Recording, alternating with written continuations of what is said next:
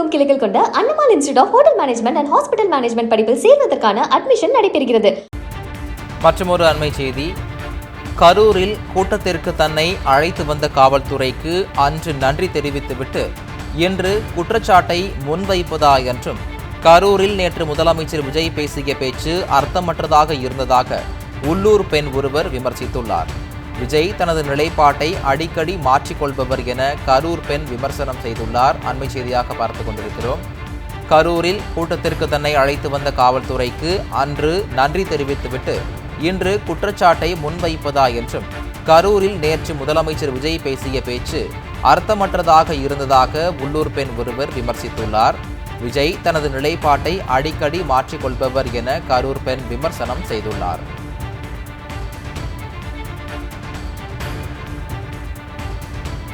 அதாவது உண்மையாகவே திமுக பேசும்போது சரி ஓகே, அவருக்கு என்ன தோணுதோ பேசுகிறார் போல, சரி போ அப்போஸ் பண்ணி தொலைக்கிட்டோம் அப்படின்னு ஒரு மைண்ட் செட்டில் இருந்தேன்.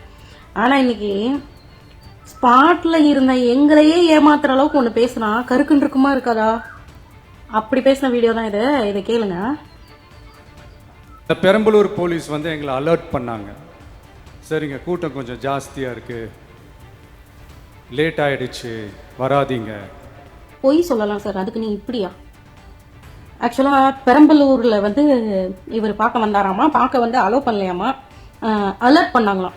அன்னைக்கு பிரச்சாரம் அப்போ அலோவ் பண்ணல அப்படின்னா அனுமதியை மறுக்கிறீங்க, என்ன பயந்துட்டீங்களா அப்படின்னு சொல்லி பிரச்சாரம் பண்ண வேண்டியது. இன்னைக்கு கரூர் தேவைப்படுறதுனால இன்னைக்கு கரூர்ல போய் அலர்ட் பண்ணல, அனுமதி கொடுத்துட்டாங்க அப்படின்னு பேச வேண்டியது. எவ்வளவு ஒண்ணுக்கு ஒண்ணு ஒரு முரணா இருக்குன்னு பாருங்களேன். இந்த ஒரு சிம்பிள் லாஜிக் கூட புரியல அப்படின்னா என்னத சொல்றது? பெரம்பலூர்ல அவர் வர வேண்டிய ஸ்பாட்டுக்கு ஒரு 200 மீட்டர்ல தான் என் வீடு. நாங்க அங்கதான் வெயிட் பண்ணி பார்த்துட்டு இருந்தோம். 5 மணிக்கு ஆக்சுவலா அவர் வர வேண்டியது. ஆனா அவர் அனுமதி தரல, அலர்ட் பண்ணாங்க, பார்க்க விடல அப்படின்னு சொன்னா தெரியுமா? அது எத்தனை மணிக்கு தெரியுங்களா? நைட்டு 1:30 தான். நைட்டு 1:30 மணி வரைக்கும் பிள்ளைங்க குழந்தைங்களை வச்சுக்கிட்டு எல்லாருமே அந்த இடத்துல நின்றுக்கிட்டு தான் இருந்தாங்க. செம்ம க்ரௌட் அங்க. நைட்டு 1:30 பார்க்க அலோவ் பண்ணல. சரி, அவங்க நல்லவங்க. ஆனா 7:30 அலோவ் பண்ணவங்க கெட்டவங்கன்னா இது என்ன ஒரு லாஜிக் இருக்கு?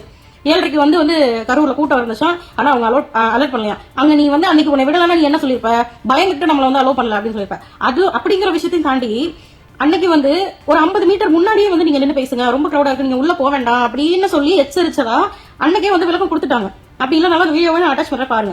அதையும் மீறி முடியாது, எங்களுக்கு மைக் சரியா கேட்காது, நான் உள்ள போய் தான் பேசுவேன், எனக்கு இதுதான் ஸ்பாட் அப்படின்னு சொல்லி போய் இருக்கிற நெரிசலை இன்னும் அதிகப்படுத்தின ஒரு விஷயம் அது. 50 மீட்டர் 100 மீட்டர் அந்த கேப்ல வண்டி உள்ள போக வேண்டாம், முக்கிற மாதிரி வச்சுக்கிட்டு இருக்கிற இடத்துல போக வேண்டாம் அவ்வளவு தூரம் சொல்லியும் அவங்க உள்ள போனாங்க அப்படிங்கறத அன்னைக்கு போலீஸ் எக்ஸ்பிளைன் பண்ணினாங்க.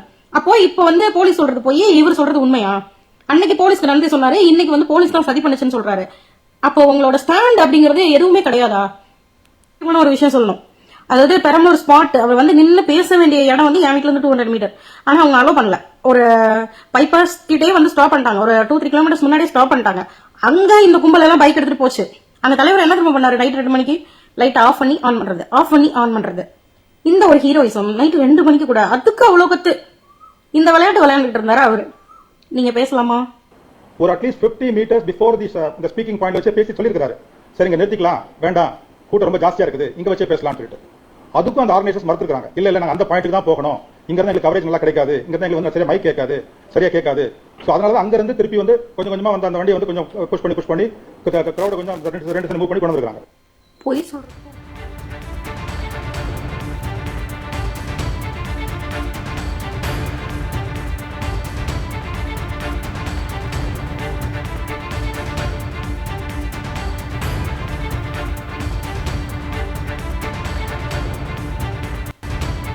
தமிழகமெங்கும் கிளைகள் கொண்ட Annamalai institute of hotel management and hospital management படிப்பில் சேர்வதற்கான அட்மிஷன் நடைபெறுகிறது.